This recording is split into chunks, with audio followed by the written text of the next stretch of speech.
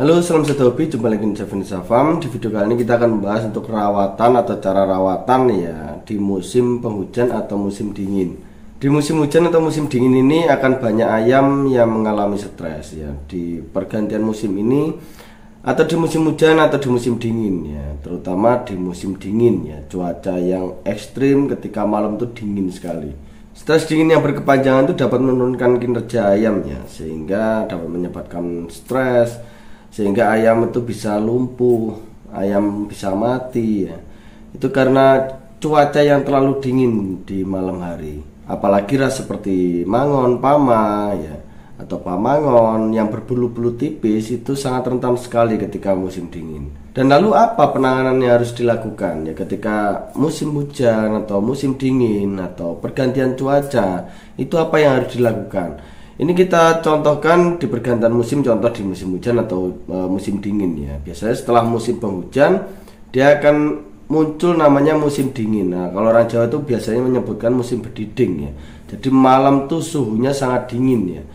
Itu biasanya apa yang harus kita lakukan yaitu kandang harus dihangatkan ya, atau kandang harus hangat. Jadi kandang ayam tuh harus hangat ketika malam hari.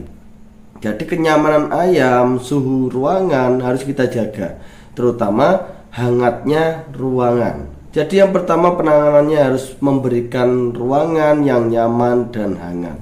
Jadi ketika malam datang, ruangan itu kalau bisa hangat ya. Contoh bisa dimasukkan dalam ruangan ya. Contoh kalau teman-teman pakai boxnya bisa ditutup lagi pakai selambu. Kalau teman-teman di dalam ruangan pakai kurungan, bisa ditutup pakai kerodong ya. Jadi ruangan diusahakan menjadi hangat agar ayam itu nyaman dan tetap hangat. Dan yang kedua yaitu vaksin. Jangan lupa ya, ketika mulai hujan datang atau setelah hujan biasanya akan muncul musim dingin atau berdiding, itu biasakan divaksin dulu ya. Jadi jangan sampai ayam sakit baru nanti divaksin. Kalau bisa divaksin dulu ya. Jadi dihafalkan setiap tahunnya tuh pergantian cuacanya di bulan apa, nanti musim dinginnya di bulan apa, itu dihafalkan. Jadi ketika mau musim hujan datang, mau musim dingin datang, teman-teman harus vaksin dulu ayam-ayamnya. Jadi vaksin dulu.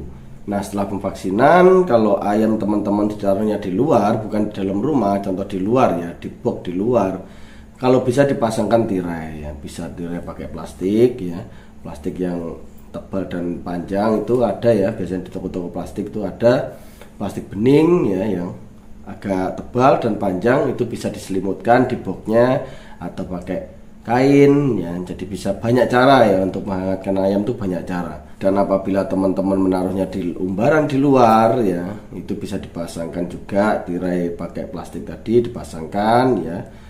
Jadi agar tetap hangat, dan jangan lupa diberi tanggaran ya. Agar apa?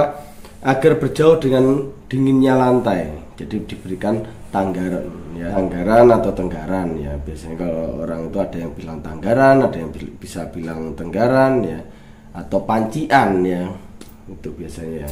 Itu dikasih agar apa? Agar jauh dari suhu lantai atau dinginnya lantai, agar tetap ayam tuh bisa menjaga kehangatan badannya. Nah, setelah teman-teman sudah memberikan tirai untuk kandangnya, jangan lupa juga diberikan ventilasi ya, sedikit ventilasi agar untuk pergantian udara atau oksigen masuk ya. Jadi jangan ditutup rapat-rapat, harus tetap ada sirkulasi udara atau ventilasi udara untuk pergantian udara ya, untuk menjaga kelembapan kandang. Nah, setelah itu setiap paginya ya, setelah semua sudah dijaga ya, kehangatan ayam sudah dijaga, kesehatan ayam itu harus dipantau setiap pagi, sore, mulai dari tembolok ya, itu harus dijaga. Dari kesehatan ayam itu harus dijaga, terus harus dipantau ya.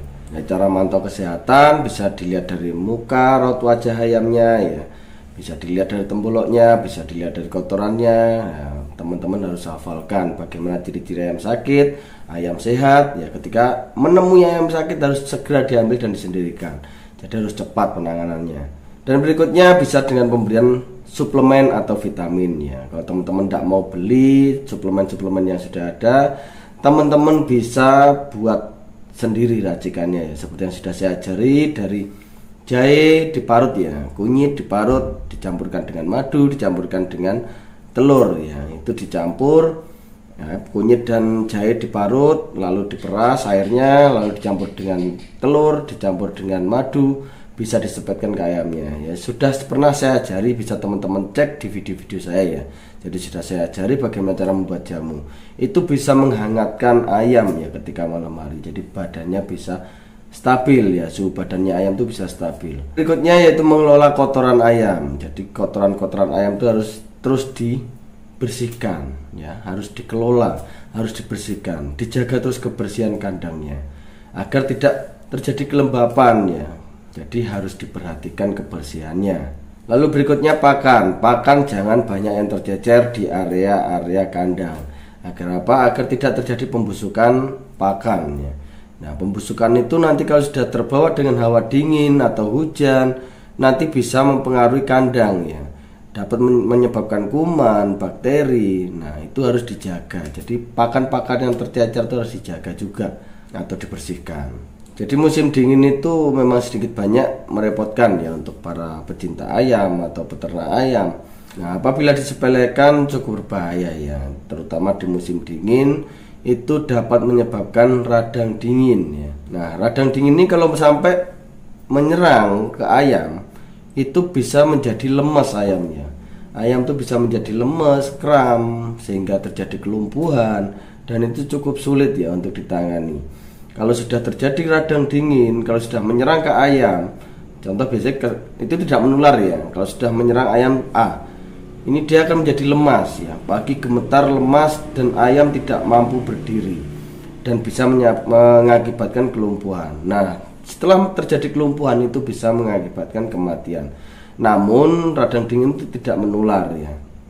Beda dengan kolera. Kalau kolera itu biasanya di musim pergantian ke musim hujan, itu biasanya kolera yang banyak ya, itu menular.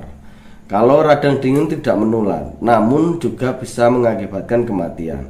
Ayam yang terkena radang dingin akan terjadi kram ya, karena dingin suhu badannya sudah tidak bisa menyeimbangkan, sehingga ayam itu jadi kram, sehingga ayam terjadi kelumpuhan. Jadi kenapa ayam itu bisa menjadi kram, kenapa ayam itu bisa lumpuh tiba-tiba, itu karena terserang radang dingin ya. Jadi suhu badan ayam yang tidak seimbang ya, yang terlalu dingin membuat ayam itu kram. Ini bisa terjadi tidak hanya karena musim dingin, contoh di gelanggang juga bisa ya. Karena apa? Botoi salah, ayam terlalu kedinginan, itu juga bisa terserang radang dingin sehingga ayam bisa kram. Jadi kalau teman-teman sering lihat ketika ayam diabar atau diadu, ayam sampai kram, itu karena suhu badan ayam tidak seimbang ya, karena terserang radang dingin sehingga ayam itu menjadi kram. Nah, kalau sudah kram bisa terjadi kelumpuhan. Kalau sudah terjadi kelumpuhan, kalau teman-teman tidak mau mengobati dengan pelan-pelan atau dengan sabar, itu bisa mengakibatkan juga kematian.